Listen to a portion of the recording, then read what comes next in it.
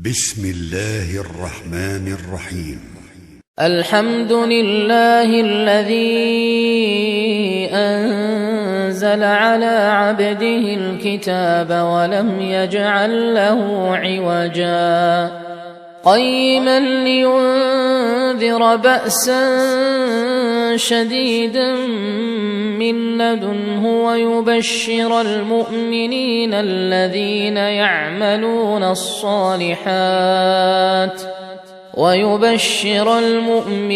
الذين يعملون الصالحات أن لهم أجرا حسنا ماكثين فيه أبدا وينذر الذين قالوا اتخذ الله ولدا ما لهم به من علم ولا لآبائهم كبرت كلمة تخرج من أفواههم إن يقولون إلا كذبا فلعلك باخع نفسك على آثارهم إن لم يؤمنوا بهذا الحديث أسفا إنا جعلنا ما على الأرض زينة لها لنبلوهم أيهم أحسن عملا وإنا لجاعلون ما عليها صعيدا جرزا أم حسبت أن أصحاب الكهف والرقيم كانوا من آياتنا عجبا إذ أوى الفتية إلى الكهف فقالوا ربنا آتنا من لدنك رحمة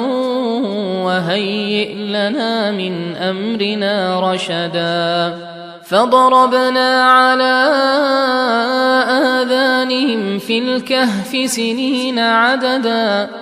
ثم بعثناهم لنعلم أي الحزبين أحصى لما لبثوا أمدا نحن نقص عليك نبأهم بالحق إنهم فتية آمنوا بربهم وزدناهم هدى وربطنا على قلوبهم إذ قاموا فقالوا ربنا رب السماوات والأرض لن ندعو من دونه إلها لقد قلنا إذا شططا هؤلاء قومنا اتخذوا من دونه آلهة لولا يأتون عليهم بسلطان بين فمن أظلم ممن افترى على الله كذبا وإذ اعتزلتموهم وما يعبدون إلا الله فأووا إلى الكهف ينشر لكم ربكم من رحمته ويهيئ لكم من أمركم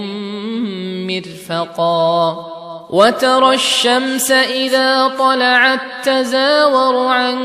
كهفهم ذات اليمين وإذا غربت تقرضهم ذات الشمال وهم في فجوة منه ذلك من آيات الله من يهد الله فهو المهتد ومن يضلل فلن تجد له وليا مرشدا وتحسبهم أيقاظا وهم رقود ونقلبهم ذات اليمين وذات الشمال وكلبهم باسط ذراعيه بالوصيد لو اطلعت عليهم لوليت منهم فرارا ولملئت منهم رعبا وكذلك بعثناهم ليتساءلوا بينهم قال قائل منهم كم لبثتم قالوا لبثنا يوما أو بعض يوم قالوا ربكم أعلم بما لبثتم فابعثوا أحدكم بورقكم هذه إلى المدينة فلينظر أيها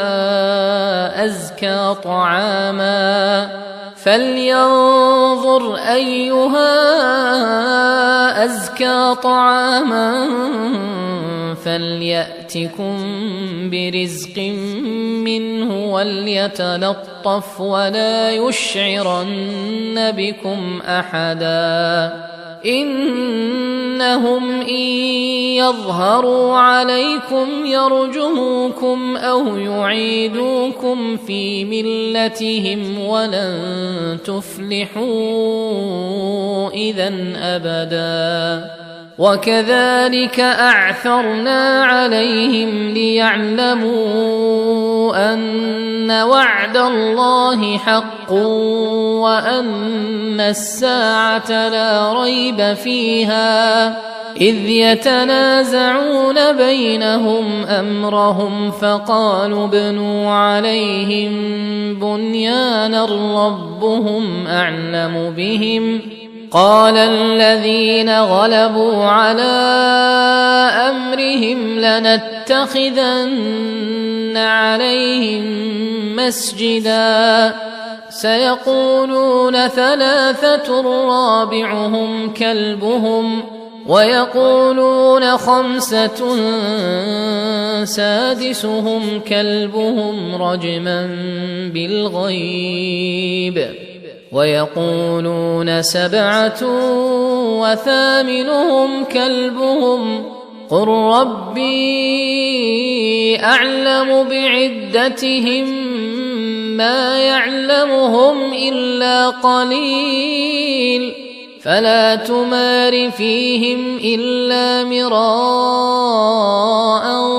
ظاهرا ولا تستفت فيهم منهم أحدا ولا تقولن لشيء إني فاعل ذلك غدا إلا أن يشاء الله واذكر ربك إذا نسيت وقل عسى أن يهديني ربي لأقرب من هذا رشدا ولبثوا في كهفهم 300 سنين وازدادوا 9 قل الله أعلم بما لبثوا له غيب السماوات والأرض أبصر به وأسمع ما لهم من دونه من ولي ولا يشرك في حكمه أحدا واتل ما أوحي إليك من كتاب ربك لا مبدل لكلماته ولن تجد من دونه ملتحدا واصبر نفسك مع الذين يدعون ربهم بالغداة والعشي يريدون وجهه ولا تعد عيناك عنهم تريد زينة الحياة الدنيا ولا تطع من أغفلنا قلبه عن ذكرنا واتبع هواه وكان أمره فرطا وقل الحق من ربكم فمن شاء فليؤمن ومن شاء فليكفر إنا أعتدنا للظالمين نارا أحاط بهم سرادقها وإن يستغيثوا يغاثوا بماء كالمهل يشوي الوجوه بئس الشراب وساءت مرتفقا إن الذين آمنوا وعملوا الصالحات إنا لا نضيع أجر من أحسن عملا أولئك لهم جنات عدن تجري من تحتهم الأنهار يحلون فيها من أساور من ذهب ويلبسون ثيابا خضرا من سندس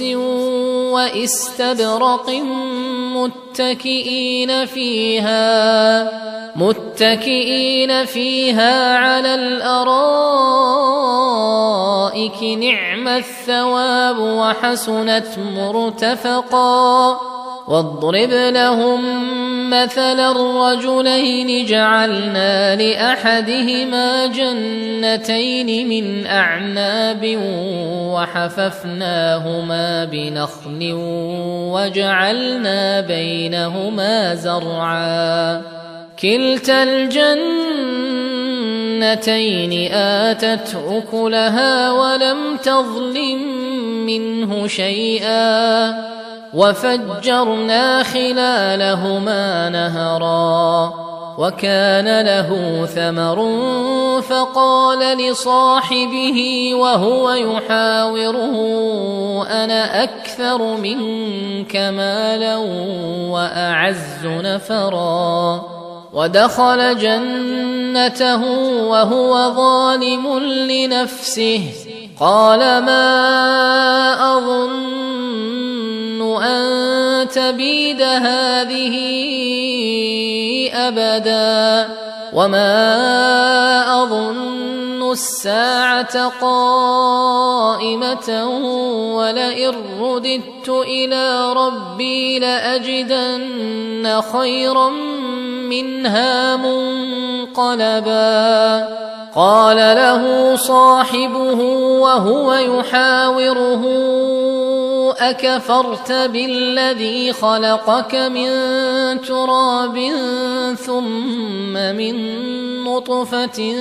ثم سواك رجلا لكن هو الله ربي ولا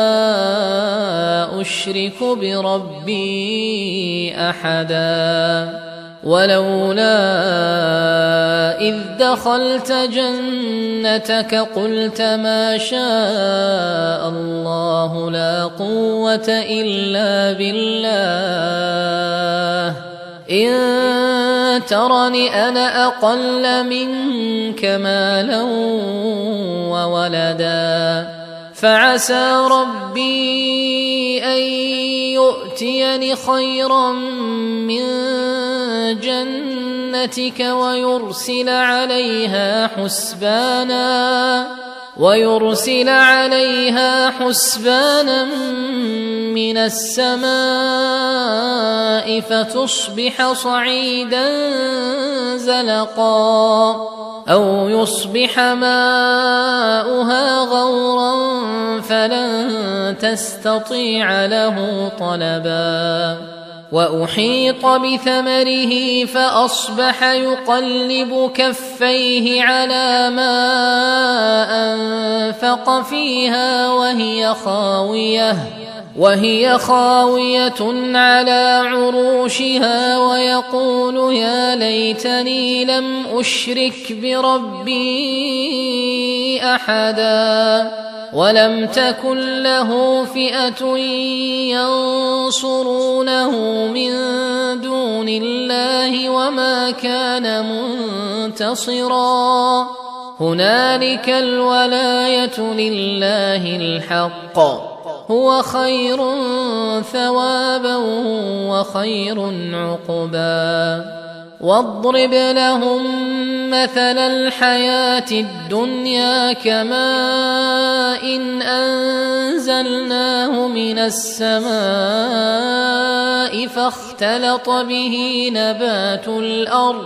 فاختلط به نبات الأرض فأصبح هشيما تذروه الرياح وكان الله على كل شيء مقتدرا المال والبنون زينة الحياة الدنيا والباقيات الصالحات خير عند ربك ثوابا وخير أملا ويوم نسير الجبال وترى الأرض بارزة وحشرناهم فلم نغادر منهم أحدا وعرضوا على ربك صفا لقد جئتمونا كما خلقناكم أول مرة بل زعمتم أن لن نجعل لكم موعدا ووضع الكتاب فترى المجرمين مشفقين مما فيه ويقولون يا ويلتنا ما لهذا الكتاب لا يغادر صغيرة ولا كبيرة إلا أحصاها ووجدوا ما عملوا حاضرا ولا يظلم ربك أحدا وإذ قلنا للملائكة اسجدوا لآدم فسجدوا إلا إبليس كان من الجن ففسق عن أمر ربه أفتتخذونه وذريته أولياء من دوني وهم لكم عدو بئس للظالمين بدلا ما أشهدتهم خلق السماوات والأرض ولا خلق أنفسهم وما كنت متخذ المضلين عضدا ويوم يقول نادوا شركائي الذين زعمتم فدعوهم فلم يستجيبوا لهم وجعلنا بينهم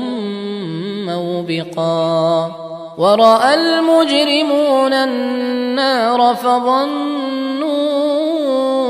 أنهم مواقعوها ولم يجدوا عنها مصرفا ولقد صرفنا في هذا القرآن للناس من كل مثل وكان الإنسان أكثر شيء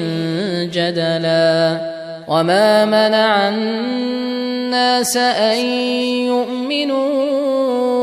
إذ جاءهم الهدى ويستغفروا ربهم إلا أن تأتيهم سنة الأولين أو يأتيهم العذاب قبلا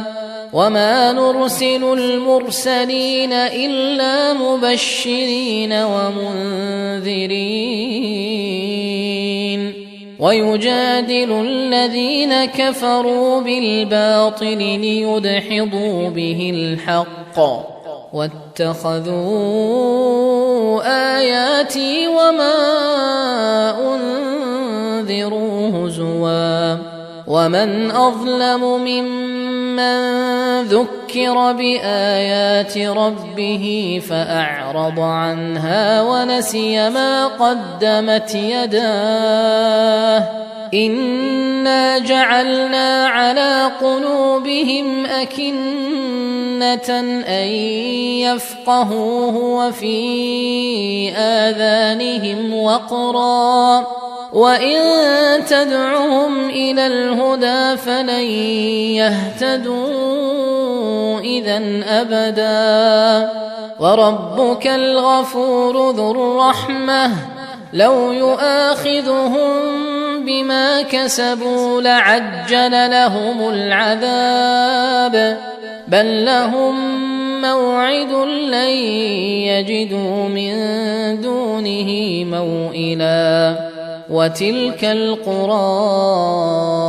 أهلكناهم لما ظلموا وجعلنا لمهلكهم موعدا وإذ قال موسى لفتاه لا أبرح حتى أبلغ مجمع البحرين أو أمضي حقبا فلما بلغا مجمع بينهما نسيا حوتهما فاتخذ سبيله في البحر سربا فلما جاوزا قال لفتاه آتنا غداءنا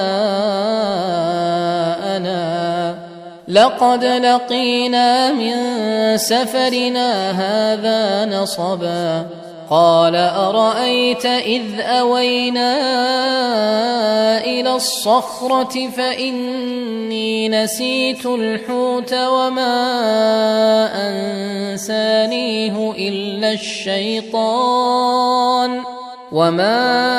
أنسانيه إلا الشيطان أن أذكره واتخذ سبيله في البحر عجبا قال ذلك ما كنا نبغي فارتدا على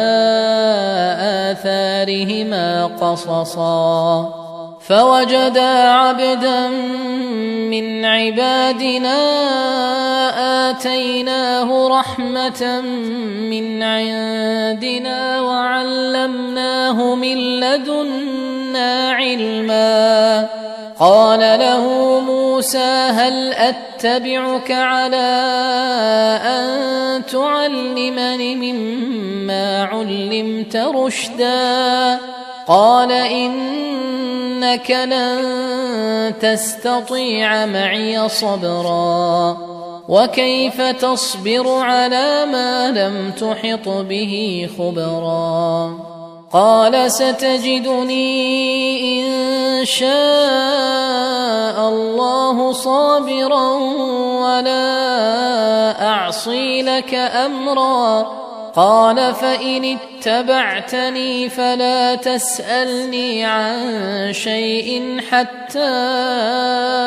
أحدث لك منه ذكرا فانطلقا حتى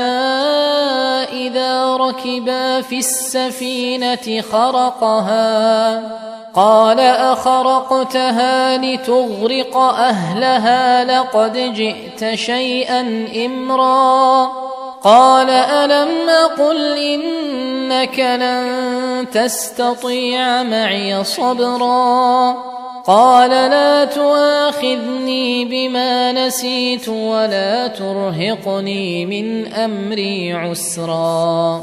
فانطلقا حتى إذا لقيا غلاما فقتله قال أقتلت نفسا زكية بغير نفس لقد جئت شيئا نكرا قال ألم أقل لك إنك لن تستطيع معي صبرا قال إن سألتك عن شيء بعدها فلا تصاحبني قد بلغت من لدني عذرا فانطلقا حتى إذا أتيا أهل قرية استطعما أهلها فأبوا أن يضيفوهما فأبوا أن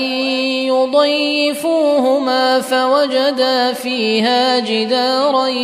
يريد أن ينقض فأقامه قال لو شئت لاتخذت عليه أجرا قال هذا فراق بيني وبينك سأنبئك بتأويل ما لم تستطع عليه صبرا أما السفينة فكانت لمساكين يعملون في البحر فأردت أن أعيبها وكان وراءهم ملك يأخذ كل سفينة غصبا وأما الغلام فكان أبواه مؤمنين فخشينا أن يرهقهما طغيانا وكفرا فأردنا أن يبدلهما ربهما خيرا منه زكاة وأقرب رحما وأما الجدار فكان لغلامين يتيمين في المدينة وكان تحته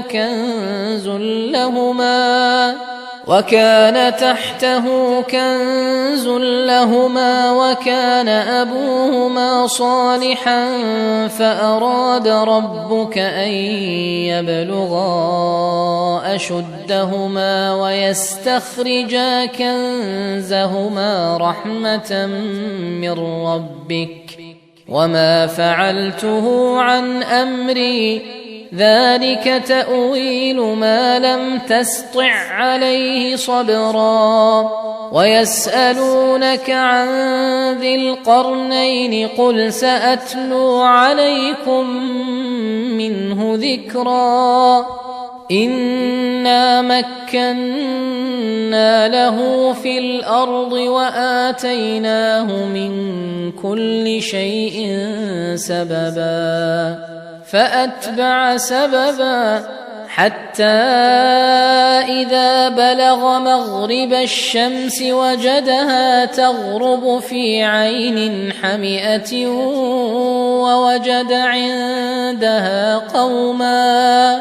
قلنا يا ذا القرنين إما أن تعذب وإما أن تتخذ فيهم حسنا قال أما من ظلم فسوف نعذبه ثم يرد إلى ربه فيعذبه عذابا نكرا وأما من آمن وعمل صالحا فله جزاء الحسنى وسنقول له من أمرنا يسرا ثم أتبع سببا حتى إذا بلغ مطلع الشمس وجدها تطلع على قوم لم نجعل لهم من دونها سترا كذلك وقد أحطنا بما لديه خبرا ثم أتبع سببا حتى إذا بلغ بين السدين وجد من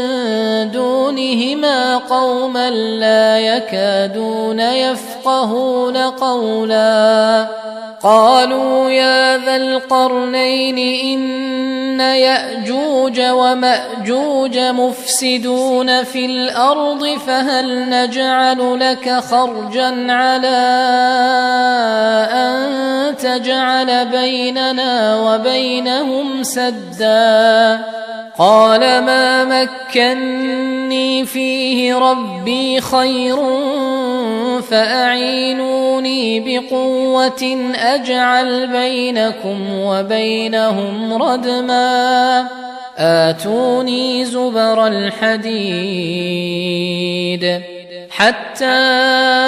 إذا ساوى بين الصدفين قال انفخوا حتى إذا جعله نارا قال آتوني أفرغ عليه قطرا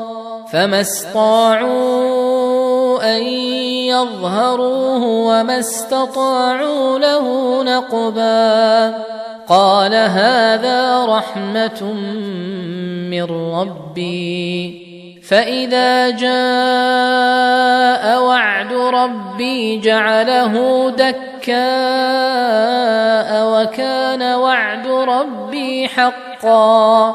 وتركنا بعضهم يومئذ يموج في بعض ونفخ في الصور فجمعناهم جمعا وعرضنا جهنم يومئذ للكافرين عرضا الذين كانت أعينهم في غطاء عن ذكري وكانوا لا يستطيعون سمعا أفحسب الذين كفروا أن يتخذوا عبادي من دوني أولياء إنا أعتدنا جهنم للكافرين نزلا قل هل ننبئكم بالأخسرين أعمالا الذين ضل سعيهم في الحياة الدنيا وهم يحسبون أنهم يحسنون صنعا أولئك الذين كفروا بآيات ربهم ولقائه فحبطت أعمالهم فلا نقيم لهم يوم القيامة وزنا ذلك جزاؤهم جهنم بما كفروا واتخذوا آياتي ورسلي هزوا إن الذين آمنوا وعملوا الصالحات كانت لهم جنات الفردوس نزلا خالدين فيها لا يبغون عنها حولا قل لو كان البحر مدادا لكلمات ربي لنفد البحر قبل أن تنفد كلمات ربي ولو جئنا بمثله مددا قل إنما أنا بشر مثلكم يوحى إلي أنما إلهكم إله واحد فمن كان يرجو لقاء ربه فليعمل عملا صالحا ولا يشرك بعبادة ربه أحدا.